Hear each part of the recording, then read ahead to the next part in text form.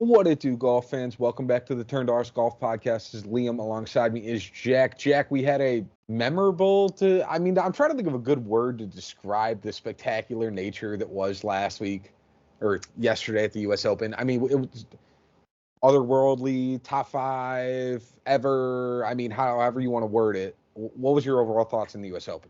That was the best Sunday round in a major that I can think of in the last 2 years. Okay. I'm surprised you only went back 2 years. I could have argued potentially like 5. Depends, because Tiger 2019, that's 5 years ago. Well, that's what I'm saying. Like, you could argue Tiger was the last one that stood out, and that's why I'm like, if you go Tiger 2019, then like, was there another more memorable one in the last 5 years? PGA was good. Yeah. There was a big talk about like, is PGA the major now? Oh my God, it looks like the U.S. Open's the major now. That was executives at NBC could not have. I'm not saying they have a script, but like could not have scripted that better as a finish. If you weren't glued to your TV, you were a moron. Oh yeah, 100%. And you missed out. No, and that's so true in so many states. Just the overall last hour of the tournament was something that hopefully everybody got to watch on screen. I mean, the absolute ebbs and flows as far as emotion goes. Bryson now being the most popular golfer on tour. I said 2 minutes before we started recording, I'm putting out a hot statement here. Bryson DeChambeau is the face of golf. It's an aggressive take. I see it. You could argue other names could fit the role. I don't hate it. I mean, listen, here's the reality of it. Let's call. We're both Chicago guys. Let's call the John Deere Classic. We both love the John Deere Classic, but they're not pulling an A-list talent. If Scotty Scheffler goes and plays the John Deere Classic, I'm not getting tickets. Sure. Trying to see that. Obviously, he's, I want to see him. If Bryson DeChambeau's in there, you're not telling me that everyone's going to go down. His play style, the way he interacts with the crowd, how he has improved as a person, the way he just, he pulled up onto that drivable par 4 and goes, sorry guys, don't boo me. I got to go iron here. Could you imagine Scotty doing that? No way. It's so funny because he talked about it later and he said the reason why, and again, I totally see why the way it is. The reason why he's not a dick and he's more likable now is because of YouTube. It's so genius. Like, I really hope that we can get more PGA guys into YouTube. Like Ludwig Gobert would be even more popular than he already is if he had a YouTube channel. I mean, I know that there are guys up and coming who could get YouTube channels. One of the guys this week who just graduated college, like Michael Thorne Bjornsson, would be awesome if he had a YouTube channel. And some of these guys may, but they never post. Like Bryson consistently posts. He works with popular names like, GM Golf and Good and, Bubby and those guys. And so if we get more PGA guys that are that style where he goes through and he lives up with the crowd and banters through YouTube, it grows the game of golf and makes everybody look better. I would 100% disagree with you in a respectful way. Because I don't want it to get watered down. I mean, it doesn't have to get watered down. Every PGA Tour player, listen, Padraig Harrington has posted Instagram tips every single day. Yeah. I love Padraig. It's one of my mom's favorite players, one of my favorite players. Listen, if all of a sudden, Tony Finau, Rory McIlroy, Patrick Cantlay, John, all these guys had YouTube channels, it's just, there's too many things. Having one guy like that, and I'll be honest, I barely even watch Bryson, but when I do, it's entertaining. It's just, I don't want it to get watered down. But that's not the importance of that. I understand that, but again, I think if there was, the 3 guys that were the most vocal or like emotional maybe on tour that had YouTube channels. Problem is they're old. Well, yeah, that's why if you noticed, I said like 3 or 4 young guys in my comments. Like, hey, Ben Griffin. Ben Griffin is all over TikTok. He's an example of somebody that's good. I mean, you could also he's Akshay maybe. No, he's not animated enough. He doesn't, yeah. You're right. I don't even know if he has a YouTube. He may or he may not. I know I see him sometimes on the Callaway YouTube, but it doesn't. again, it doesn't excite people the same way. You're right. I think Bryson is the best case scenario of somebody that is currently in peak form, but also is a presence on social media. Yeah, there's a lot of things to highlight there. The missed putt by Rory on 16 to save par.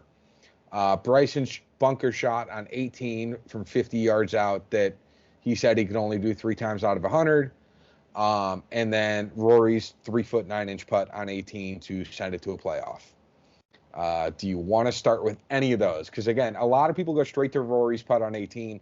I think his putt on 16 was equally bad in terms of misses.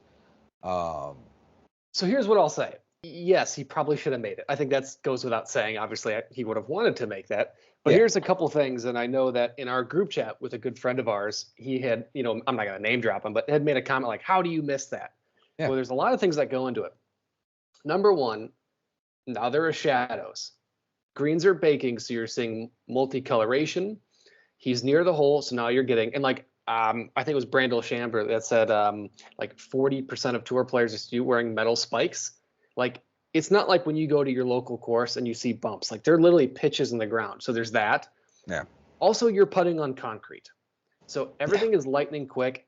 Not on top of that, this has been Rory McIlroy's entire goal over the last 10 years to win a major. Yeah. Now you're in U.S. Open pressure. Could you imagine? Think about all you 23 and 24 handicappers listening right now, how nervous you get with a 3-foot putt, and then put yourself in the contention of the U.S. Open. I don't blame him for missing. I mean, I blame him for missing. But yes. Then you take a look at Smiley Kaufman, who spectacular job for NBC. That was great. He is spectacular. He's insightful. When you take a look, he on the coverage goes, this might be just outside middle of the cup left. And you see Rory McIlroy play 4 inches to the left, and it still breaks.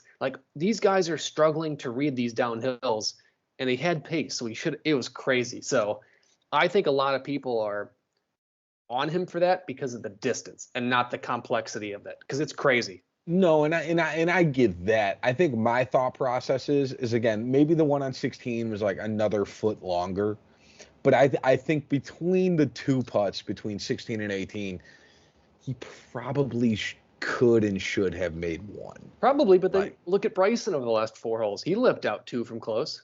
Yeah, and again, I think if it went the other way, we probably would have said the same thing about Bryson, but he didn't. He went up and down from the left and then into the bunker and then chipped it to 4 feet and made the putt on 18. If he would have gone the other way and he would have lost it in a playoff, then we probably would have said the same thing on how he lipped out on two of those putts. But I think I speak for the world where I wanted to see a playoff. I didn't want that to end. It would have been spectacular if that would have been a playoff. If Cantlay also would have made the 20-footer on 18, which I know is a woulda, coulda, shoulda. It would have been a 3-man playoff. We could have been talking about Cantlay winning his first major, which is hilarious because I think about 6 months ago, people were talking, Xander versus Cantlay, who's going to win something first. And if they both won majors within, a month of each other, month and a half of one another, that would have been hilarious. But no, there ended up being, 6 guys who finished under par? 7 guys who finished under par. Just kidding. I was testing you. 8 guys who finished under par. Math is hard, all right?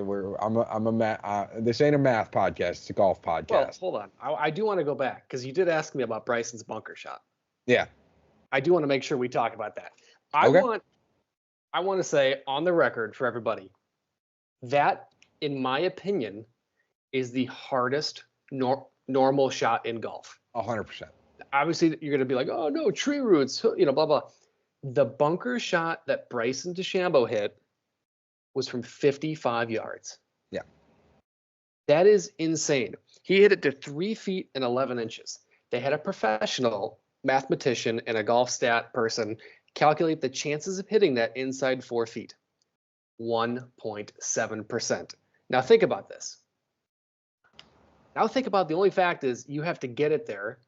You have to get it in a position where it doesn't just flat off roll the green, and you have to get spin on. I mean, that was, in my opinion, probably a top 5 golf shot I've ever seen in my life. And I don't think people realize how hard that was. Even Smiley Kaufman said, I can't even describe to you how far over the clubhouse I would have hit that on 18. that Smiley Kaufman at one point was a spectacular player and still is, obviously, in his own right.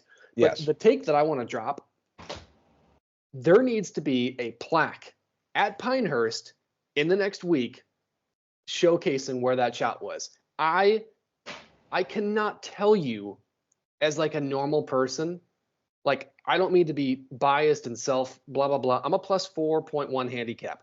Yeah. I don't think I would hit that shot that close more than 1 out of 100 times. Not more. I'm probably 0. I mean, again, I'm like a 14 handicap. I have no problems admitting that Jack is far and away the better golfer between the two of us, and I'm not getting anywhere close to it, and probably like 500 attempts. I mean, maybe one hits the green out of like 250, and I'm ecstatic. I am thrilled. I've said it for my entire golf career. The mid-range bunker shot is the hardest shot in golf. I'd rather hit driver off the deck. Yeah, I agree. Okay. All right. We talked a lot about Bryson. We've talked a good amount about Rory. Anybody else in terms of that top, 20 maybe that stand out to you in terms of finishes? I'll go very quick because I know obviously everybody watched, but Matthew Pavon, where the heck? Welcome back to the PGA Tour, Matthew Pavon. You've been missed. A human being that bet on Pavon top 5, whatever you bet, I'll match. Like, just kidding, not really. But like, what the heck? Yeah. Where did that come from? I'm watching. I'm like, that guy was like 6,400 in DFS. It was crazy. Sergio Garcia, awesome job. Akshay Bhatia, awesome job. Yep. Max Grazerman randomly popped out. It was so weird to see. I want to give a shout out to Neil Shipley once again. Low-am at a major. That's twice this year. That's unbelievable, and is making his professional start as a pro, officially earning his professional card at PGA Tour Americas this week, which will be awesome. One thing I do want to point out, David Puig, he made the cut on the number, and because he did, he earned an Olympic bid for Spain. How cool is that? Good for him. Again, the Olympics are about a month out now, so I think this past weekend was the last weekend to adjust your Olympic standing. Correct. I still don't understand how his name is David Puig. It should be Puig. Yeah. No, I thought it was Puig the whole time, and I watched him in college, and then they go on the broadcast. It's like Puig. I'm like, yeah, it just sounds wrong on so many levels. But again, good for him. I'm glad that he made the Olympic team. I do think that there are going to be some really, really bad snubs from the Olympic team. You think? Bryson being one of them. Let's talk about that really quickly. Bryson DeChambeau will not. He is number 10 in the OWGR, not even barely able to make OWGR points, and will miss behind. Now listen, Scotty Scheffler. Sure. I'll give him that. Understood. Give him that. Xander Schauffele. I'll give him that. Yeah, that's fine. good. Wyndham Clark is number 3. God, no. I all respect to Wyndham, and I get it. He had a really good stretch over the course of like 8 months at one point in time. I might as well watch paint dry sometimes when I watch Wyndham Clark play golf. I mean, this guy only makes half the cuts he plays right now. I mean, he's basically the equivalent of a Ben Griffin the last 6 months. Brutal. Absolutely brutal golfer. I understand it's shots fired, but again, he has not played well at all. He won a major last year. He won the U.S. Open. I'm very proud of him. Good job, buddy. But you are not the same golfer that won the U.S. Open, and it is clear as day to see. It's hard. He's also behind Patrick Cantlay.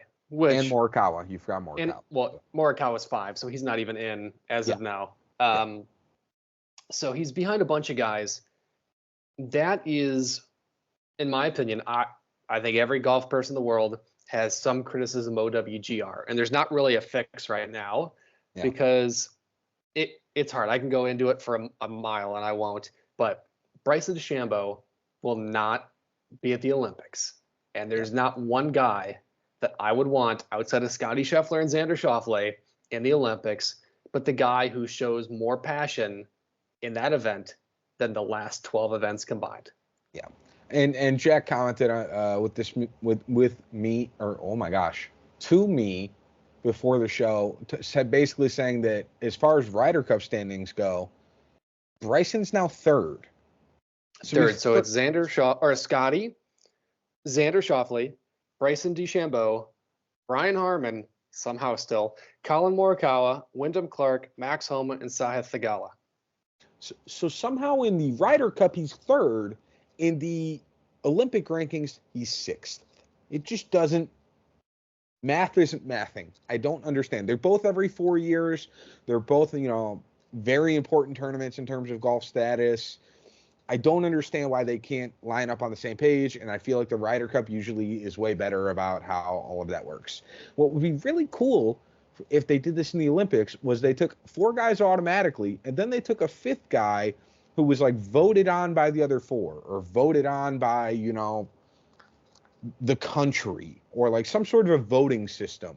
Again, I know that's not practical because like guys in the country are going to vote like Joe Schmo, who's a 35 handicap, to go captain. Cougar Collins, baby. Yeah, go captain Botswana, Cougar Collins. Appreciate you. Whatever the case may be. Again, the hypotheticals are there. But if you found like a grouping of people that could hey, we're going to honor this person as the honorary 5th player for these, 10 countries. So you're saying a sponsor exemption?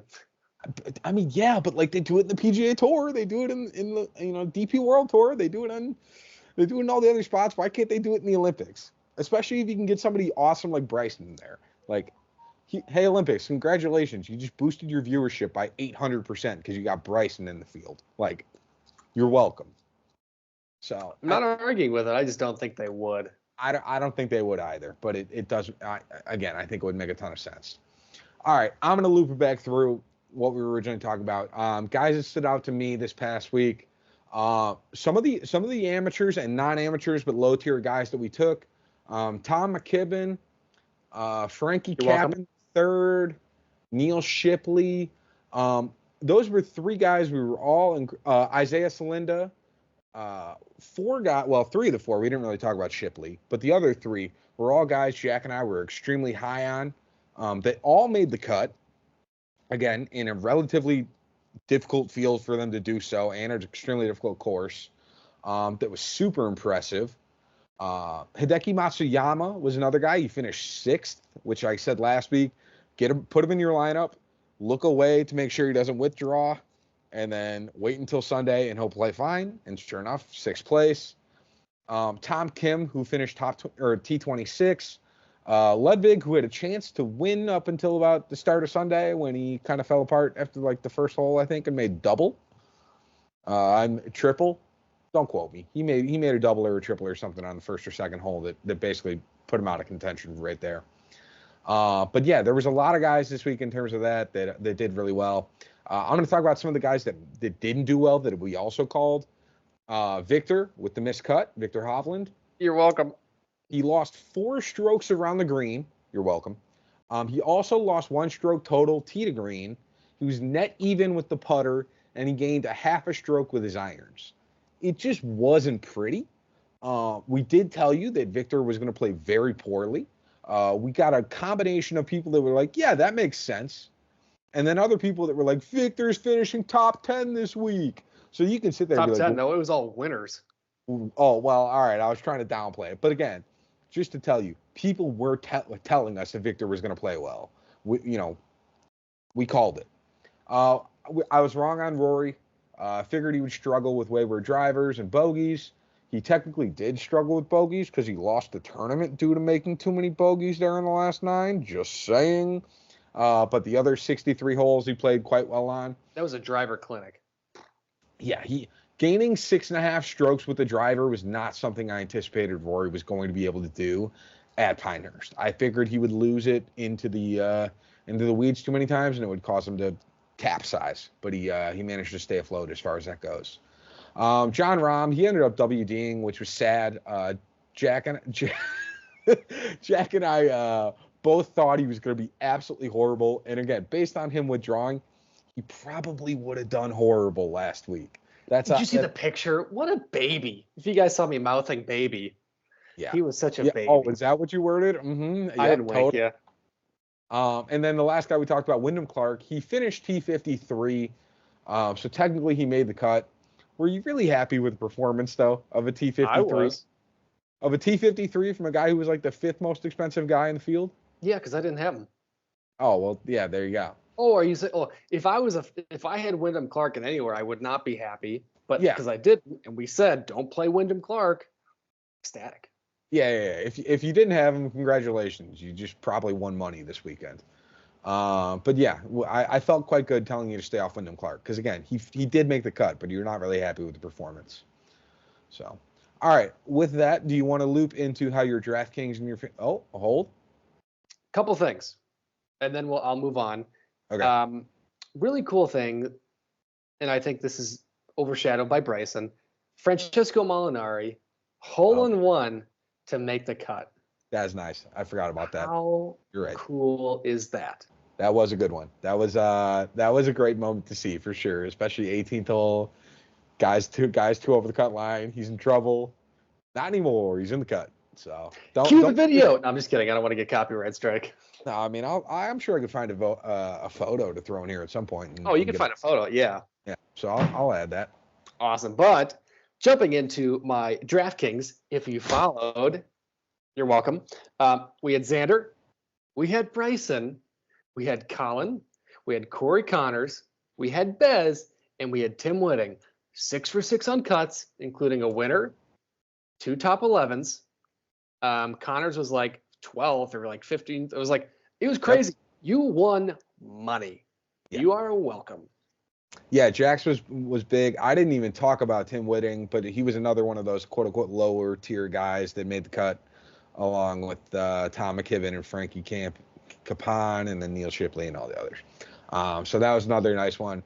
For my DraftKings, I went 5 for 6 on making the cut. Xander, who was T7, Ludwig, who was T12, Hideki, who was 6th, Tom Kim, who was T26, Alex Noren, who missed the cut badly, and then Billy Horschel, who was T41.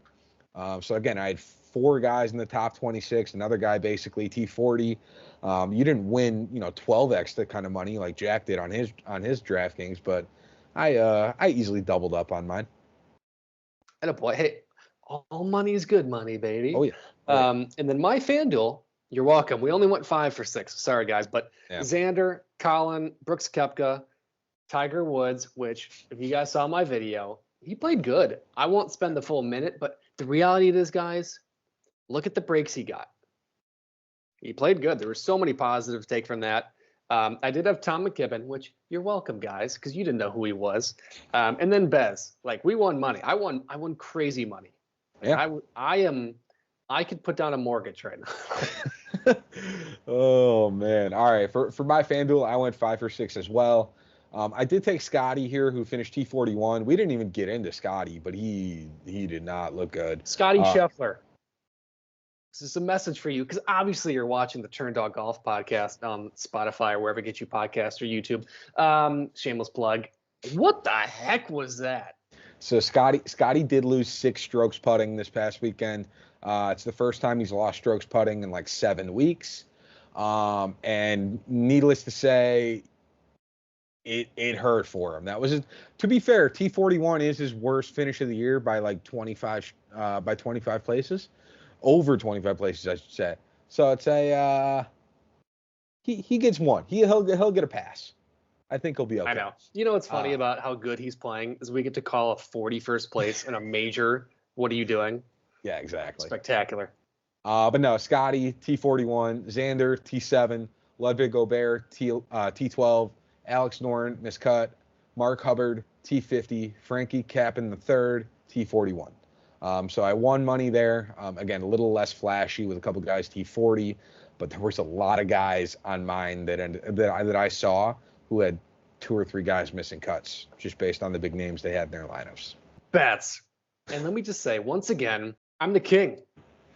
I'm the best golf bettor in the world. Okay. Statement. Listen, I'm just going to preface, because I'm sure people are going to be like, oh, this guy's a tool bag. 13.69 units up on the week. We are up I am up 47.45 units in golf betting this year. Last year, what was it, like 74 units up on the golf year? So I'm approaching some good numbers here. Some of the big ones we had, USA winner. You're welcome. Colin Morikawa, top 20 in round 1. Cam Smith, top 40 was a winner. Brooks Koepka, top 30 was a winner. Ludwig Gobert, top 30 was a winner. Bryson, top 30 was a winner. Colin, top 20 was a winner. Xander, top 20 was a winner. Russell Henley making the cut was a winner. Xander Schauffele, Colin Morikawa, Ludwig Gobert made cut was a winner. And then I'm not going to highlight too many of the misses. Obviously, Tiger Woods missing the cut. Yep. And I had half a unit on Colin Morikawa and Xander at top 5, which they were both close. And then the big one, which I actually did put a unit on accidentally, and I'm very happy about it. I said in the podcast last week, I'm like, I'm going to throw a tenner on this. I threw a full unit on it on accident. Heck yeah. But it was Viktor Hovland and Jason Day missed cut parlay at plus 1,091. You are absolutely welcome if you listen to this podcast. Yeah, that one worked out really well for you as far as the numbers. So no, you had a great week. Honestly, I could have skipped this week as far as bets. So it would have been basically at the same number. I ended up positive 0.03 units on the week. So I went 3 for 7, which is very Here's my penny. Thank you. Hey, you know what? A billion pennies is still a billion. Spare change. Hey, a billion pennies is still a billion pennies. We'll take it. But no, I had Alex Noren top 40 plus 120. That was a loss. I had Hideki Matsuyama over Tyrrell Hatton at minus 120. That was a win. I had Ludwig Gobert over Viktor Hovland at plus 110. That was a win. I had Scotty Scheffler top 20 round 1. That was a loss. I had Ludwig Gobert top 20 round 1 at plus 210. I had Sungjae Im made cut at minus 188. That was a loss. And then Alex Noren made cut at minus 188. Also a loss. So again, 3 for 7, gained plus 0.03 units on the week. So I'm currently positive 0.55 units. You can take your $3 that you won off your $100 unit bet, and you could literally go and buy a gumball and a Dr. Pepper from your 7-Eleven, or like a nice, what are they, slushies or Slurpee? What are they at 7-Eleven? Yeah, they're Slurpees. Slurpees? Yeah. Who does slushies? Like Speedway? I don't know. Oh, I don't know. It's whatever. Doesn't matter. Yeah. So again, pretty average, mediocre week for me. But again, I'm just hanging out right around 0 on the wins and losses. Eventually, one of these weeks they're all going to hit, and I'm going to end up like 4 or 5 units, and this could be very nice. But until then, we're just going to keep hanging out and try and stay in the positive. Keep following me until that happens. Yeah, until I hit, just keep following along with Jack. So, are we doing winners or wild card picks? Well, I already talked about my wild card, so Hovland and Jason Day miscut parlay at plus 1,091. I took Tiger Woods made cut at plus 200. That was a loss. And again, that's why you only bet Tiger Woods to make the cut, and you bet it for a small amount because that's all he's worth betting on right now. I mean, I don't want to argue that. That's all he's worth betting on right now. I still want him to win. Yes, no, I get you. I said it was hard for me to argue that. Thank you. All right. Last week's winners, how'd you do? 2 good, 1 bad. So here's the reality of it. We had a pre-year, so like we talked about, we have a pre-year show where I picked Patrick Cantlay. God, that looked bad coming into the week. I looked like a freaking genius on accident. Yep. I have Colin Morikawa, which was supposed to be, this is a fun fact that obviously you guys don't get to see during the show. I had Bryson DeChambeau in here. Liam had Bryson DeChambeau. So I switched off Bryson DeChambeau and put Colin Morikawa. And then he switched off Bryson DeChambeau so because I had it in the notes. So we both had Bryson DeChambeau as winners, and we didn't pick him. Yeah. Ridiculous. Fun fact. So I switched him with Colin Morikawa, who didn't do bad. He was like 7th place. Fine. Yeah. And then I had Dustin Johnson as like my deep sleeper, and he played okay for like 6 holes, and then the rest was just awful. Yeah, that sounds like Dustin Johnson recently. I would highly recommend avoiding him until he can figure out how to hit a golf ball again. Just a thought. He's got Paulie Gretzky at home. He's doing just fine. Well, he's doing fine at home, but maybe not on the golf course. So, we'll hold off for now. As far as my winners, pre-year was Ricky Fowler. Tough. That was a miscut. Again, I had Bryson. I switched to Sungjae Im. He missed the cut. And then my third low-tier guy was Dean Burmeister, who was 69th Solo 69. Nice. So yeah, overall, pretty good week, all things considered. Would you agree? I mean, 4 for 4 on DFS. We both gained money in bets. One of us a lot more than the other. And then as far as we hit a wild card pick, and then we did decent on the winners. I'm so mad that we both had Bryson. That's ridiculous. Yeah, I mean, woulda, coulda, shoulda, I guess, in a perfect world. Squad ride. Yeah, exactly. Talk about a squad ride on a winner's pick and getting that one right. Jesus. So, all right. We're going to move on then to the Travelers. No, we're not. I have the last thing, and then I promise we'll move on. Okay. So, there's two things. I want to point out, number one, Rory McIlroy. I am absolutely gutted for Rory McIlroy. He has grinded for 10 years, like grinded for one goal. He was so close. You could just tell by the wear on his face that how much that killed him. And by withdrawing and putting on the statement, he needs to take away time from the game of golf, that killed him. With that being said, it made me emotional to watch Bryson win. Oh, yeah. Because you could see when he won, it wasn't like, hooray, I won a golf tournament. It was a release of everything. And as an athlete, and I'm sure you can relate to this, or a lot of people at home, where you've ever done something that you just dedicate your life to. And in the sense of like the way Bryson has formed as a person, he went from loved, desperately hated, and now he's building him back up. And he just captivated everyone in the way he did it. And then just that release of emotion, dedicated it to his father who passed away, to Payne Stewart, who was his idol who passed away. And just that emotion, that stuff gets to me.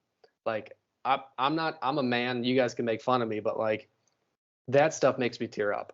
That's release of everything. That was way better than Xander Schauffele doing this.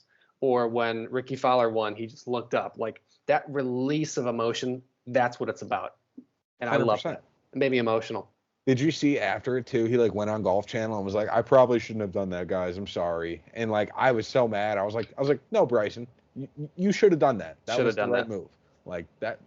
Please do not have anybody ever tell you that you should not be emotional after winning a golf tournament, especially one like the U.S. Open. Like I want that. Please continue to do that." So. All right. Anything else, or are we moving on? We can finally move on. I apologize. You're good. Actually, one more thing. Okay. We just hit 900 followers on TikTok. Guys, woo-hoo. I say this from the bottom of my heart. I don't take this lightly. I know that social media is not a place where people follow all the time, and they just kind of thank you guys. You guys have, over the last month, have been so welcoming and so nice. And so if you guys want to follow along, Turn Dog Golf on TikTok is what we mostly do. It's very interactive. I go live on Wednesdays, talk about some stuff. Thank you guys so much. Like I'm being serious. Like I know people come on for my 500,000. No, like we're at 900. Like thank you guys. Seriously. Yeah, get on early, so that way once we start winning all the big bucks, you guys will already be big fans. You can tell all your friends. But no, while we're on it, if you're watching on YouTube, if you're listening on Spotify or Apple Music and you enjoy it, we don't ask for any money. We don't put any advertising or anything in these videos. If you could just drop a follow, drop a like, subscribe if you're on YouTube. Comment, review. Comment. Any of those would be appreciated. And again, it just lets us know that you guys are enjoying the podcast. And starting next week, it's going to be $49.99 to watch, listen. No, I'm just kidding. Yeah. Could you imagine? Let's not scare people like that. No. All right. Anyways. Moving on this week, we are going to the Travelers Championship up in Connecticut at TPC River Highlands. This is a par 70 totaling 6,850 yards. Last year's winner was Keegan Bradley, a.k.a. Eric Keegan. Just some of the notes of the course. TPC River Highlands is one of the shortest golf courses on the PGA Tour. It rewards precision over power and distance. Driving accuracy will be much more correlated this week than driving distance.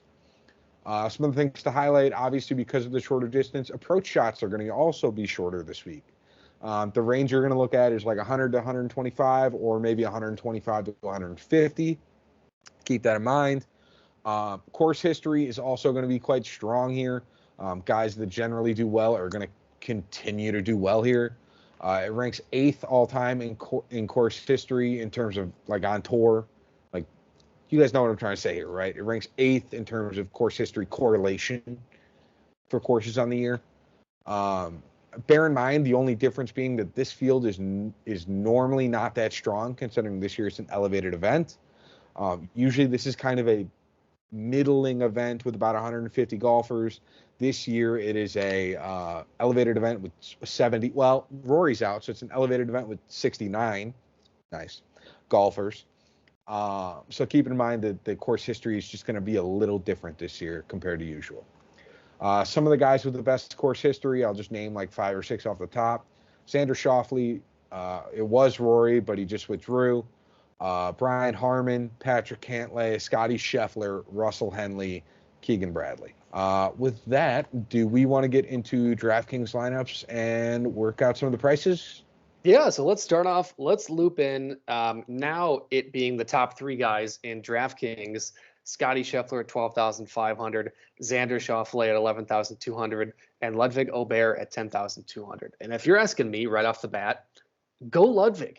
Go hard. Oh, yeah. Go hard at Ludwig. I mean, yes, you take a look at his finish and he finished 12th. Guy was a stick all week. You take a look at his finishes. Outside, if we exclude the PGA Championship, his worst finish since January 11th was 25th. Yeah. My God, and you're giving me $2,300 more to spend on the next 5 guys from Scotty Scheffler, or $1,000 over the next 5 guys from Xander. That is miraculous. That should be your number 1 guy. My God. The pricing itself was already bad with Ludwig being so cheap and Xander being the next cheapest, 1,000 more. With Rory out, it's just going to be exponentially felt. Yeah. Again, I'll go over some notes on these guys. They're all great golfers.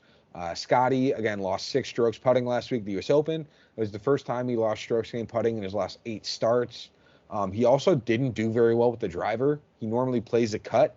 Ball didn't really cut last week for him. He did still gain 1 stroke off the tee, but that's just because he's Scotty Scheffler and he manages to figure out a way to at least net neutral on just about everything. And then as far as course history with the Travelers, again, he's played well here in the past. He's gained strokes with the putter in 3 of 4 starts here with the Travelers. So it's a high likelihood that he's going to be back to normal this week and he'll probably finish top 20. But just kind of keep that in mind. In all honesty, his top 20 odds stink, and his top 20 round 1 odds, I think, are also like minus 250. It's ridiculous. They're really not that good. Trust me, or otherwise Jack and I would have probably had bets on it. As far as Xander, he won here in 2022. He's the 2nd best player in the world. Again, he's in probably peak form the last like 5 weeks with the win at the PGA and then a T7 at the US Open. I have no complaints on if you want to get to him at 11,200. I think he's a very viable option. If the price point fits, Xander's the guy. And then you have Ludwig Aubert. You could argue that the Travelers doesn't necessarily fit his game perfectly, just based on metrics, but people said the same thing about him during the RSM Classic, which is a par 72 totaling 7,000 yards. And Liam, how did he do during the RSM Classic, if you don't mind me asking? He won that event. Yeah, in a decent field. Not the same level in terms of elevated events, but there were guys like Patrick Cantlay at that event. He's a pretty good golfer. So it's not like he's going from playing like Mark Hubbard. Sorry, Mark Hubbard. But like, again, not the same level as Patrick Cantlay. So he's going to be just fine this week. So I'm quite happy with him. He's also he's lost strokes around the green in 5 of 6 starts. Hasn't mattered. He's proceeded to still make 4 top 10s. Guy's a baller. So I think we can agree that the 3 guys are all probably realistically good options. If you're trying to go cost effective, Ludwig's easily the best choice. And it'd probably split in hairs between them otherwise. Is it bad to say Scotty is my number 3 in this range? I kind of agree. I kind of agree with you. Based on terms price. of DFS. In terms of DFS. Yes. Because based there's a on high price. likelihood he goes out and shoots 62 and is like, all right, I'm Scotty Scheffler again. I think Scotty could easily win this event, and I still like him as my 3rd guy, just based on the price points. I mean, we don't have anybody in the 5K range on this point, on this, and I don't like a lot of the guys in the low 6s. And when you take Scotty at 12-5, it really hinders the rest of your lineup. So I agree. I think for me, it's Ludwig 1, Xander 2, Scotty 3. Bingo. Just like that. All right, into the 9K range we go. Up top, we have Colin Morikawa down to Sam Burns at 9,000. Wow, he's expensive. Well, let me just say there's one guy I like here. It's Colin Morikawa. Oh, yes. You take a look at his stats here. It is terrible. He's only made the cut one time in 3 starts. He's lost 1.74 strokes overall at this event in its history. However, my God, have you looked at Colin Morikawa the last 2.5 months? Yeah. I don't care what the stats say. I could care less. That stat could say he's placed last place. He rolled around in a pile of cow crap, got divorced. Like, I don't care what he says or what the stats say. Colin Morikawa is going to be just fine. Yeah, Colin Morikawa is he's gained in all statistical fields again last week for the 4th straight week. Again, that includes 2 majors in that field as well. So keep that in mind. Colin Morikawa is going to be fine. Now, again, the history is a little concerning, but I totally get going to him here with that otherwise. A couple guys to also talk about. Cantlay, since 2018, Patrick Cantlay has not finished worse than T15 here. He just had by far his best finish in probably the last 12 months last week at the U.S. Open. It's a question of whether you think that is a trend that is going to continue and he found something, or he struck gold and he had a really good week and he's kind of going to go back to more of a middling performance. Because we said the same thing about him at Memorial, where he had really good course history there. He did not do very well. Yeah, well, he goes U.S. Open 3rd, 63rd at Memorial, 53rd at PGA, 29 Wells Fargo, 3 at RBC, 22 at the Masters, then 68. Like it goes bing bong, bing bong. Yeah, it's a bit of an interesting play. I don't hate it. I also don't hate him as a bet because he's not really liked by the odds makers very much. So if you have confidence that he can turn it around here, it's worthwhile throwing a top 20 probably bet on him, or maybe a top 10 if you're feeling really fancy. But I think he could be a viable option. There is Victor Hovland, who again, he lost 4 strokes around the green last week, making 7 of 8 starts losing strokes around the green. The only time he was good was at Valhalla, where he gained, and as a result, he finished like top 5. But in reality, you just need more consistency than that from Hovland in order for us to really trust him. I get it. He has those streaky moments. Let's not take probably our have to be second option, in my opinion, golfer in our lineup and start putting what ifs on him. There is Hideki Matsuyama, who finished T23 here last year. His ball striking and his putting have been otherworldly in the past 24 rounds. He's gained in 5 of 6 starts, or he's gaining in 5 of those 6 starts. He's also ranked 5th in strokes gained tee to green during that stretch with 4 top 10s. I said it last week. I'll say it again. If he puts a tee in the ground Thursday, I like him on Sunday. If that kind of describes it well. If he can make it to the first tee, I like his chances. I mean, I could talk about Sam Burns. He played great last week, but that was primarily due to gaining almost 9 strokes putting that really boosted him, which was crazy. That's ridiculous. He lost strokes on approach and marginally gained around the greens. But I consider that more than anything else an outlier performance from him. Again, if he goes out and gains 9 strokes again putting, I'll take the loss. But I'm not going to sit there and go chase fool's gold after he does that on that. He was 5 over after 8 holes on Thursday. Proceeded to make the cut and then finish top 15 in the field, which does not make any sense. Jesus. I don't understand how he did it. But again, it was all behind his putter. So bear that in mind if you think, oh, well, he played well last week at the U.S. Open. Did he really, though? So I just talked about basically everybody in there but Fleetwood. I don't know if you have any strong thoughts on Fleetwood. I love Tommy Fleetwood. I love him, but I don't know if I have any feeling on him this week. If I don't, you get him. Yeah, I'm not. He missed the cut last year here at this event, 46th the year before. Hasn't trended in the right direction. The one thing I'll say about Tommy Fleetwood, that guy is due. Oh, and it's going to come eventually, maybe if they have a PGA Tour event in Africa. He's got the Scottish Open on lock. That'll be his event. No, Rory's winning by 8 shots. Quote me. I could see that. I could see him coming back just for the Scottish Open, have that be his first tournament back, and he's going to shoot 40 under par that week. I can totally see that. Let me just say, if Rory McIlroy wins the Open, I'm going to cry for like a week straight. Talk about a story. Oh yeah. I mean, are we going to talk? We imagine that's our 4 winners this year for majors: Scotty, Xander, Bryson. God Rory. dang. That's an insane grouping of winners. You know what? You can make the argument that's the top 4 players in the world. Somebody out there probably has it on a betting slip, and the odds were probably like plus 150,000. It's funny you say that. Oh my God! Whoa, no, God no. Some guy put I think $1 on Scotty, Xander, and Bryson winning the first 3 majors at a parlay, plus 626,900. You add another guy in on. Oh my God! Okay. No, you're talking cha-ching. Yeah, you're talking millions. Got it. Okay. No worries then. But no, that'd be great to see him win. All right. So what? You just like Morikawa in that range? Do you like a second or a third option? If I were to go to a second guy, obviously Cantlay is the smart option. You take a look at course history, like you said earlier, it's the eighth most projected course in terms of the metrics and the data. He did come off a really good finish, but if you're giving me 9,600 for a guy that's only had 3 top 10s and 13 events, and they come sporadically, it's hard for me to jump into that.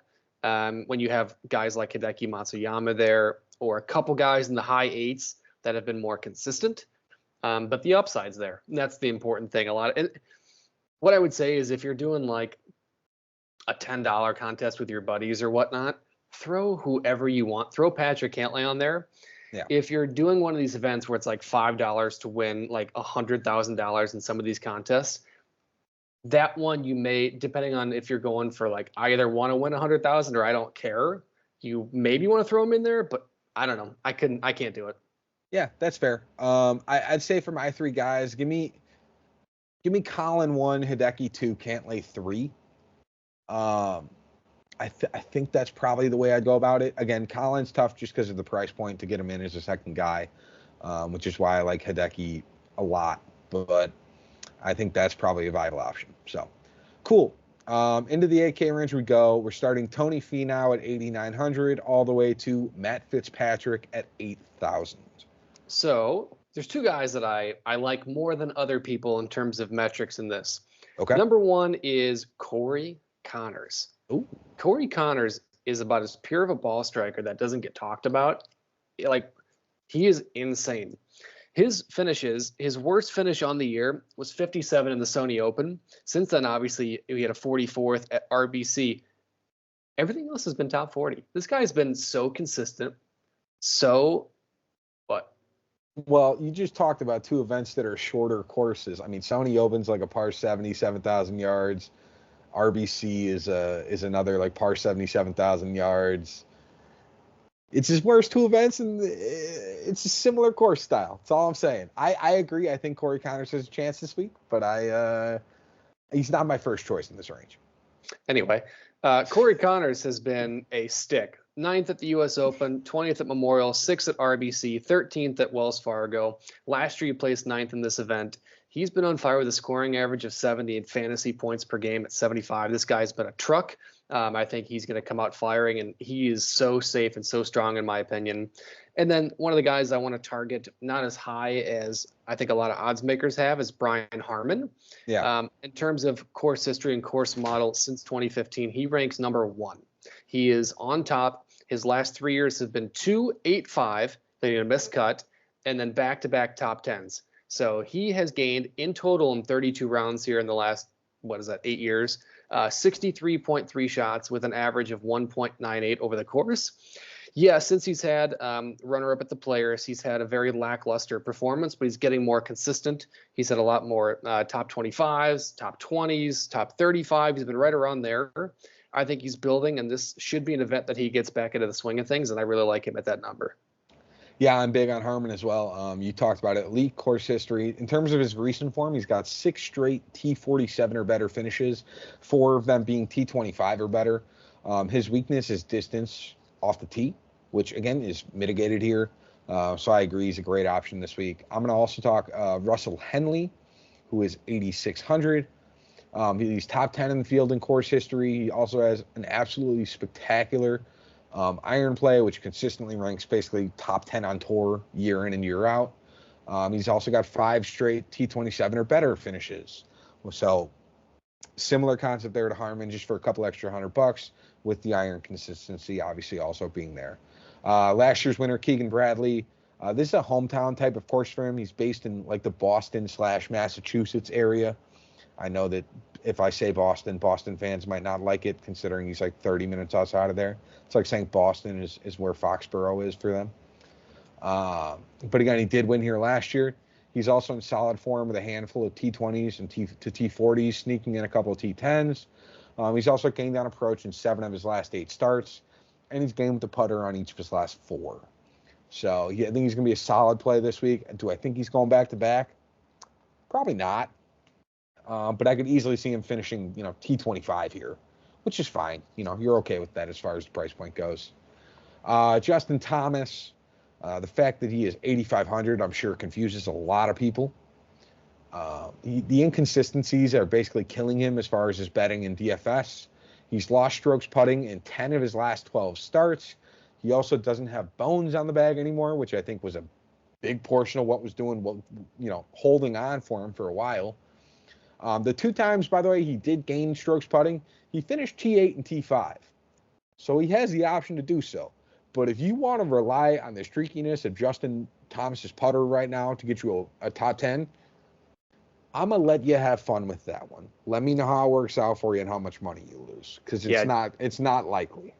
Just to add to that, he has in the last 8 events at the show, or 9 events, sorry, 2 top 10s and 2 missed cuts. His worst stat, as what you mentioned, minus 0.76 shots around on putting. Yeah, that sounds about right for him. So I'm going to talk about one other guy. He's probably my favorite guy in this range. It's close. Tom Kim. I think this is going to be a spectacular spot for him. We always talk about how his distance is like the one thing that holds him back from winning. Obviously, that is not needed here. He's gained on approach in 4 straight starts. He's also gained on putting in 4 of his last 5 starts. He's only played here 1 time, and he finished T38. Bear in mind, that was when he was missing cuts like every other week, and he couldn't putt to save his life. So keep it in mind. I think he's going to be good this week. So I'm very high on Tom. Any opinion on Jordan Spieth? No, I'm staying away from him until he's more consistent, which is never. But I'm sorry. I love Jordan Spieth. I hope he wins, but like he's the kind of guy who in DFS and betting is so difficult to predict, because depending on whether he wants to gain 10 strokes putting or not is going to determine whether he finishes T5 or T95. I mean, it's one of the biggest what ifs in golf. I could put that out there. Well, yeah, that's a good way to describe it. So no, I would avoid him this week. Again, I know he's got a cheap price, but he's got a cheap price because he's playing bad. I wouldn't say he's playing bad. He's playing for his standards. He is fine, but for a former number 1 player in the world, and for a guy that was supposed to be the next Tiger Woods, if you're newer to golf, Jordan Spieth. Let me say it blunt. If you're newer to golf and you're seeing Jordan Spieth like struggle now, at one point he was the guy. Jordan was like a more hyped, more anticipated version of. Well, I was thinking of golf too. The hype Ludwig Gobert has gotten this year, times it by like 5 to 10, and that was like 2015 Jordan Spieth. I mean, all right, 2014 maybe technically, because I think he did all the winning in 2015. But you get the point. Like that was the kind of level of like this guy is going to be spectacular that we were hearing during that time. But yeah, I cannot get to him at 8,200. He's got to get more consistent in order for me to have any interest. So I love Jordan Spieth. I know. I hope he does well. Just not confident. In the 7K range, Sung J.M. 7,900, all the way down to Steven Jaeger at 7,000. Max Homa. If you put Max Homa in your lineups or in your bets, you are dumb. Yeah. Max Homa is playing probably the worst stretch of golf that he's had since he kept losing his PGA Tour card. If you take a look at the stats here, he's never made the cut here in 4 attempts. He's lost 4 shots overall. And the best stat he has over the entire time he's played here, sorry, I got that wrong, 5 starts. He has 0.43 shots gained in ball striking over the course of 10 rounds. That is atrocious. Then you take a look at last week, struggled, missed the cut. The week before, struggled, even though he finished 22nd, he struggled at the Memorial, let's be honest. Yeah. 117th at Charles Schwab. Guy is just trying to figure out something right now. I love Max Homa. I don't think anyone's like, I made the TikTok. I got to be careful when I say this. Homa hyphen sexual. Got to be very careful. I love Max Homa. My God, can I bet him to like be last? I laughed because, again, you had your stats on Homa. I also saw Homa and was curious. So this is the cheapest DFS price we have seen on Homa since the 2022 Masters. But when you look further into it, again, he's lost strokes gained off the tee on 5 of his last 6 starts. He's also lost with the putter in 4 of his last 6 starts. And again, you commented on this already. He has missed the cut in all 5 of his starts here at the Travelers. It's wild to see him at, 7,800. You just can't really put him in a lineup or bet him. Unless you're betting him to finish like worse than T40 or whatever, worse than finish odds are. But you might find out in about 10 minutes if you keep listening. Well, there you go. So keep that in mind on Homa. I will talk about 2 other guys I actually do like. 3 other guys I like in this range. Christian Bezuidenhout and Denny McCarthy. Christian ranks 6th, Denny 7th when you look at course fit, only behind, no, they're 5th and 6th because Rory's out. Because they're behind Scotty, Xander, Hideki, and Ludwig. So again, basically outside of the 4 of the top 8 guys in the field. And they're priced in the 7K. Both of them are spectacular with the putter. Both of them have really good recent form. Both of them have not necessarily performed spectacular on this course. But again, we're talking low 7Ks. If they both finish T30, I think you're very happy with that. And I would consider both of them better golfers than in years past. I was just about to say, my only caution for Bez is if you're one of those people like how you are, you like to look at the course metrics and the course data and take that into play. Bez is scary because he's lost pretty much everywhere. But, well, actually, let me take that back. Has lost everywhere. But he is by no means the same golfer as what he is now. This guy is on a tear. We talked about him. I was a lot more on him, for lack of a better term, a lot of the course of last year. But he has come into some serious form, and I think he's coming into the golfer he's supposed to be. And if you're a course metric person, how Liam is, I think much like how I said about Colin Morikawa, ignore it. Bez is a good play. Yeah, there are exceptions to the course metrics rule, and usually it's something along the lines of Bez, where it's like, hey, this guy played this course way back when. But he also was like a rookie on the PGA Tour at that time, and now he's a different golfer. Like, you just have to kind of mentally block some of those out. Last guy I'll mention, Taylor Pendrith has been extremely streaky. There's not a ton of good statistical data on him, and again, usually he plays good on longer courses. But as far as this low 7K range, I think that there are a lot of bad options here. And Pendrith is probably one of the only 2 or 3 good ones in this range. Yeah, some guys I'll touch on that I'm high on, or maybe higher on. Number 1 is hard for me to say out loud, but it is Sepp Straka. Yeah, I get it. It's very hard for me to say, but in his last 6 starts, he has 3 top 5s and an 8th place finish. So he has the ability to go deep. Now, the events that he has struggled with, and I'll say it out loud, it's been the U.S. Open and the PGA basically since the Masters where he finished 16th. So 2 extremely high events with a ton of pressure he has not played well at. Everything else, it's been like a normal elevated event. Everything's been top 10. Everything. Yeah. So he has upside there. Adam Scott has not been playing tremendous. He's like Jordan Spieth, average. At this course, in the last 9 events that's been played here, he's played twice, both top 20s, 19th and 13th. He's gained everywhere except off the tee. He's been better off the tee, you could argue, than the last 3 years in terms of accuracy. A lot of other things have kind of dwindled down. 7,700 is not an unreasonable price. I do think Siwoo Kim will be an interesting play this week. He has always been great with his irons. I think after watching him work the ball around the tee at the U.S. Open on Sunday, especially when they were highlighting him, he looked spectacular. And I think if he can get it off the tee and let his irons work, he should have a great week. And then 2 more guys. Akshay Bhatia, pure scorer, looked fantastic the last couple weeks. 22 at Memorial, 16th at the U.S. Open. He's a scorer. I think he could be a guy to watch out for. And then a little more of a hot take, especially if you look at course history, but Thomas Dietrich.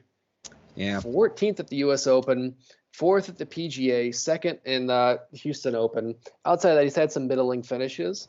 But I think this course actually suits the player that he is now, more so than in years past. I think at 7,100, that's not an unreasonable price, and I'm targeting that. Yeah, he's been very putter heavy on that. So I think bits and pieces where eventually his putter's going to lean off and then he's going to be a little rougher. I don't hate the play though, especially in terms of form. Again, if you don't take, I think in this low 7K range, you got one guy in each price point that's good. You got Bez at 74, Billy at 73, Pendrith at 72, and Dietrich at 71. I think between those 4, pick 1, maybe 2 guys if you need to in this range that you like, and just have one of them finish T30 for you, be your 5th or 6th guy, call it a day. This is going to be the week, by the way, that like Cam Young pops off and is like, finally, I'm going to get a top 2. Like, just, it's going to happen. Possibly. But at that point there, then good for Cam Young. So, all right, into the 6K range we go. We got Justin Rose at 6,900 all the way down to, who do I want to talk about 6K? And we'll go Peter Malnati. Why not? Okay, so a couple of things here. First of all, Matthew Pavon is where he needs to be. Any casual, it's like, oh, you finished top 5 at the U.S. Open. My God, did you not watch the last 7 weeks of golf from him? I'll talk about Austin Eckroat. Okay. Oklahoma State kid, obviously spectacular. Fun fact, Liam and I obviously edit a lot of our socials. If you see anything on TikTok, 99% of it's me. If it's anything inappropriate, I'm blaming it on Liam. That's fair. But we look at my photo album when I think you were over. I had photos, this sounds really creepy, of Austin Eckroat when he was like a freshman in college. Like I've been not stalking. Wow, hold on. Pause. I've been watching this guy for a long time. In 2 events here, he's finished 24th and 47th for an average finish of 35.5. The only metric that he's lost is strokes gained approach. You take a look the last 3 years. Austin Eckroat has been dominant. This year he's coming into form. Listen, he made the cut at the U.S. Open and then kind of fell off. Obviously has nothing to do with what this course is structured like. Outside of that, he's 13 for 16 on cuts in the year with a win. He's proven he can compete with the big boys. Yeah. I think this is an event. You're giving me 6,800 for a guy that is playing this level. I think it's worth a sprinkle. I think it really is. No, that's fair. Again, I think Eckroat's a good option. I like him over Pavon. I'll tell you that much. Yeah. I actually like the third guy at 6,800 too, Ben Griffin. He generally does good in weaker fields. I won't lie to you. I mean, like the RBC Canadian Open, he was 2nd. Myrtle Beach, he was like T15. AT&T Byron Nelson, I think he was like T11. In the stronger fields, he struggled. He finished like maybe dead last at PGA. He finished like T55 at Memorial, so he missed the cut there based on that being the elevated event. So it's not the perfect spot, but again, he's the kind of guy who can gain 10 strokes with the putter. He can gain 10 strokes with the approach play. He's got the upside to do well here. So if you need that boom bust play, I actually like Ben Griffin as that option this week. The other guy I like who's going to be cheaper, and Jack knows about it more because he, again, digs way deeper into the world, but I do know about him. Michael Thornbjornsen. Got it. Thorbjornsen. There's no N. It's Thorbjornsen, not Thornbjornsen. Thorbjornsen. I feel like we're teaching like a language class now. I feel like it's to be fair, he is what, Swedish? Yeah, so a couple things about Michael Thorbjornsen. So if you don't know, he is the winner of the PGA Tour U. I don't know if winner is the right word, but he did get his PGA Tour card, and as a result, will have exemption into this week. One thing to note, he has played this event before, missing the cut, but he went 77-66. Yeah. It is, let me preface, it is scary because he's played 4 events, he's missed the cut in 3. Every single second round that he's been playing has been wildly better than round 1. So I think nerves are a big factor. He did finish in his last PGA Tour event, was the John Deere Classic, where he finished 17th. Let's just say this guy has the ability to score. This guy has the ability to go deep. The one fear I have in terms of DFS is I think when you go down this range, he's going to be very popular because they talk about him on Golf Channel all day. Yeah, I mean, you basically just stole everything I had. That's fine. The gentleman just graduated college, similar to Ludwig from last year. He was ranked first in PGA-U, so he'll have 18 months of tour eligibility to prove himself. He's played in 4 PGA events and 2 DP World Tour events in the last year.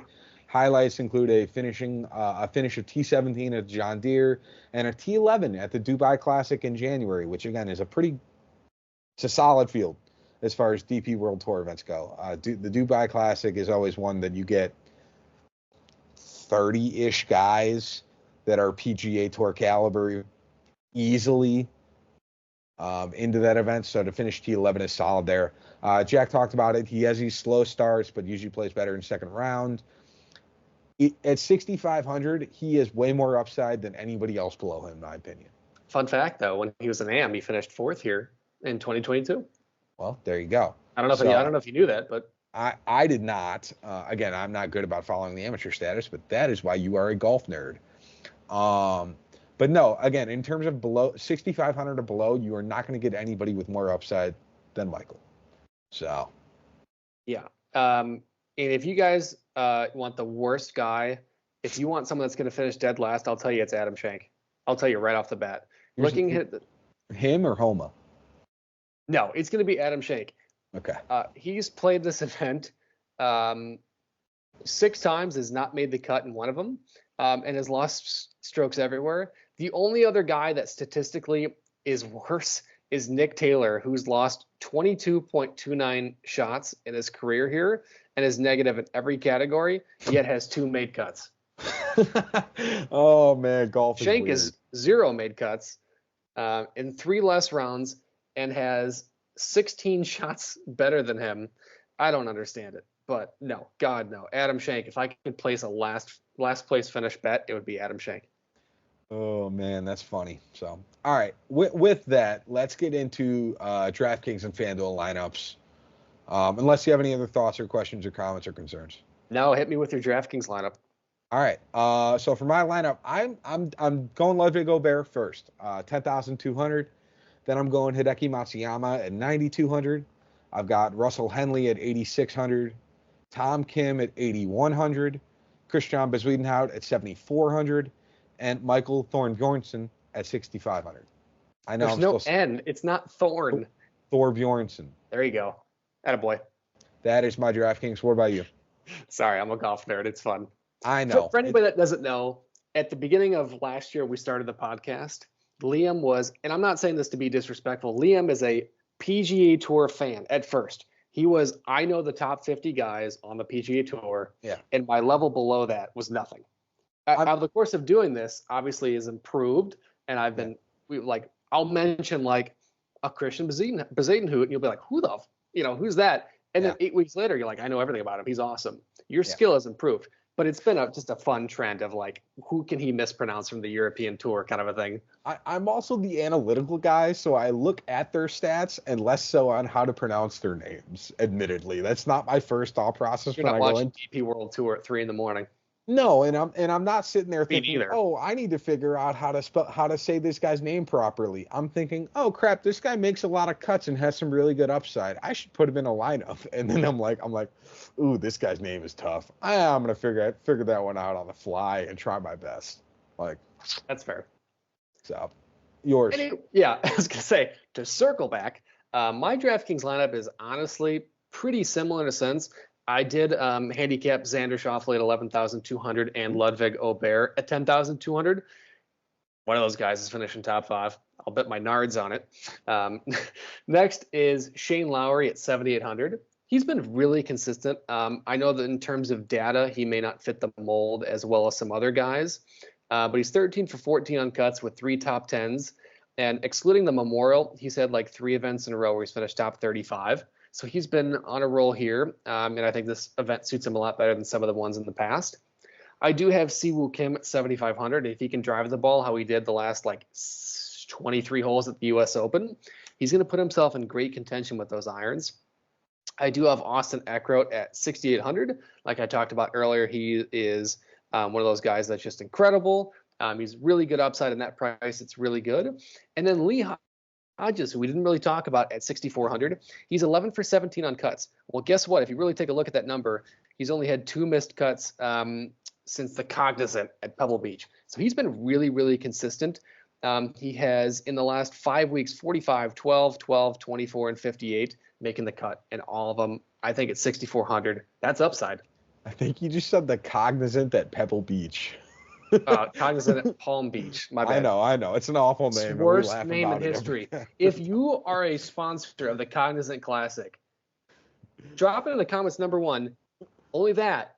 Tell me, did you really like the name? God, whatever. It's just so dumb. Keep it pushing. What do you got for your FanDuel lineup? My FanDuel lineup this week for the Travelers: Xander Schauffele at 12,100, handicapped once again with Ludwig Aubert at 11,800. I do have course history number 1 on the model, Brian Harman at 10,000. I have pure scorer Akshay Bhatia at 9,100. I have Thomas Dietrich at 8,600, and then I have Austin Eckroat at 8,300.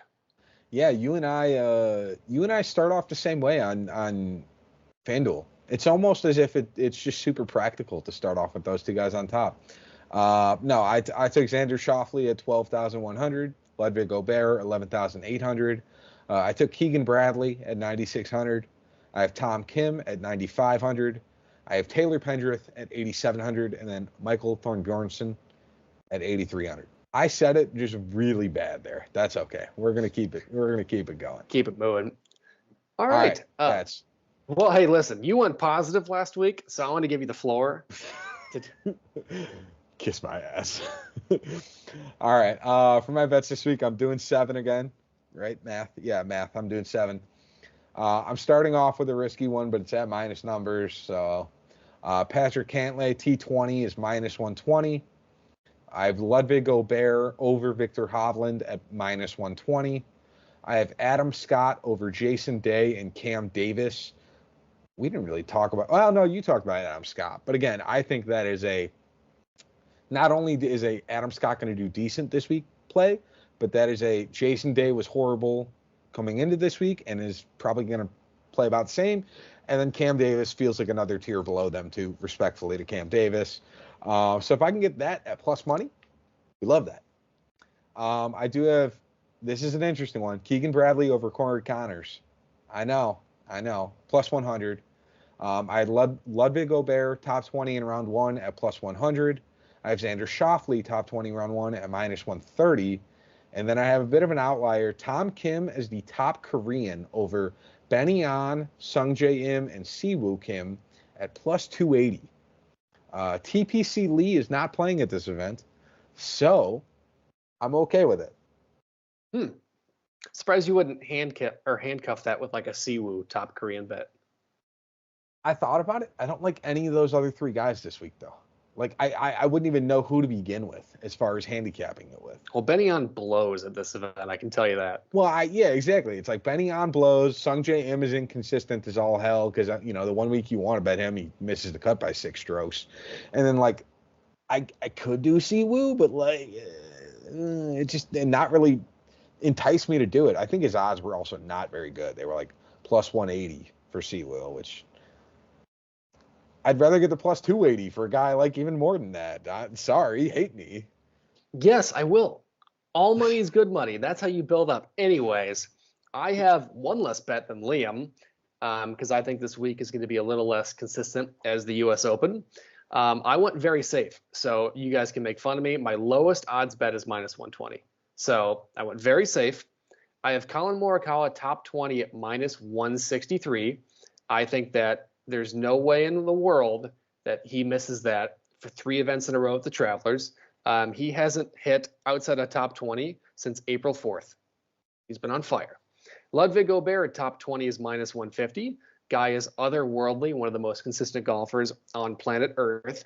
And outside of the PGA Championship, has not been outside the top 20 since March 7th. So he's been spectacular. I have Ludwig Åberg being the top Scandinavian, basically over Victor Hovland at minus 138. I don't know how you found minus 120, but it is what it is. Obviously, we don't lie about our odds, as you can say. Otherwise, I would have taken minus 120 and called it a day. I have, as you were saying, Max Homa to finish 28th or worse at minus 120. Guy's never made a cut here. He is streaky. He is scary. I love Max Homa. My God, throw him out the car. Throw him out the car. Lacey, come on, just let him sleep in one too many days, and then he'll be just fine. Like, just, I don't know, give him too much caffeine or something. It is scary. I have Austin Eckroat top 40 at minus 150, Oklahoma State kid. He's been great. He's been very consistent in a smaller field. I think these odds are really achievable. And then Corey Connors top 30 is minus 165. Pure ball striker has been really consistent over the last little bit of time. I think this course really suits him if he can do well off the tee, well on the irons, and the putter really isn't going to matter in terms of finishing top 30 as long as he's right around even. So those are my 6 bets. There you go. All right. With that, are we going to winners or wild card? Actually, you hit your wild card pick last week, so let's bring me right into it. My wild card is another parlay. It's Ludwig Åberg and Colin Morikawa top 10 parlay at plus 416. The reality is those guys are both plus money to finish top 10. So if you don't want to put anything scary, you can bet them individually. I think one of those guys is going to hit. And if you're giving me this field, where no disrespect, the bottom 20 guys should not be here. Let's just be real. They shouldn't be here. So he's got to beat, what, 650 guys? Yeah. Yeah, pretty much. Yeah. Or 40 guys to finish top 10. So. In theory, yes. So you think about it. If you get guys like Pavon, again, popping off out of nowhere, then God knows. There always is. There's always one of those guys. But, I mean, really, you take 69 guys in the field. Nice. You take away 20 who shouldn't be here. No offense. Let's say 17 of them do well. So you're taking away 17. There's always 3 big names that suck. We already talked about Homa, stuff like that. 40 guys he has to beat to get top 10. I love that. Both of them. I love that. Yeah. I had the same concept. Again, I had a guy also making top 10 as my wild card, Russell Henley. I like the iron play this week. I could totally see him, T9ing, T7ing after just striking it with his irons all week. So I think that number at plus 260 is it's worthy of a sprinkle or a bit of a wild card. I love it. Well, what everybody's been waiting for, winners. I think it's a Ludwig Åberg week. I can see it. Listen, let me say this. I'm doing a betting without Scotty Scheffler market because Scotty can come off and pop out whenever the heck he wants. But Ludwig Åberg, sorry, OG, but I have a feeling. Yeah. Ludwig Åberg, man, did he look good. I thought he was going to win at one point last week. He was awesome. I have a little bit of a flyer. I was going to do Tony Finau as my second guy, but it felt a little high for a sleeper. Akshay Bhatia, pure scorer, not the longest course in the world. If he gets his a driver in a spot where he can attack with those irons, putter looked good outside of like 4 holes on Sunday. I think he could put himself in contention. Yeah, Bhatia is an interesting option. It's not a coastal course, and usually Bhatia, like Hovland, does better on like coastal and international type courses. But I don't hate him this week. I'm laughing that you said you almost took Finau because there was a moment in time where I considered taking him as my first guy. It didn't materialize. It didn't end up making sense. For my winners, I took Tom Kim, who, again, I'm very high on this week. And then I took Denny McCarthy, who, again, I think putter heavy week. And I get to see him coming out of nowhere. Again, he almost did it at Valero, where he lost to Bhatia, of all people. But I like both of them this week. Dang. That was a fun, long episode. Obviously, if you've made it this far, again, seriously, thank you. Like, we know this takes a good amount of your time, whether you're traveling, working, or whatnot. Thank you so much. All these plays and more and breakdowns will be on mostly TikTok. That's where we're getting the most engagement, which is really fun because it's so fun to talk to you guys and interact with you guys. Turn Dog Golf on TikTok, and then Liam also is kind of the main front on the YouTube side. So if you prefer to watch and see my gorgeous looking face, go ahead and scroll over there. Have fun with us. Yeah, absolutely. With that, unit size appropriately, bet what you feel comfortable with as far as bets.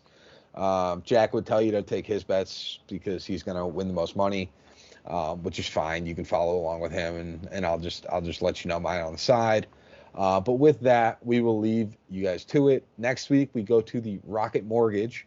Tony Finau. What? Save Tony Finau for next week. There's potentially a reason why I didn't bet him this week, and that was because something. Putting him in right now.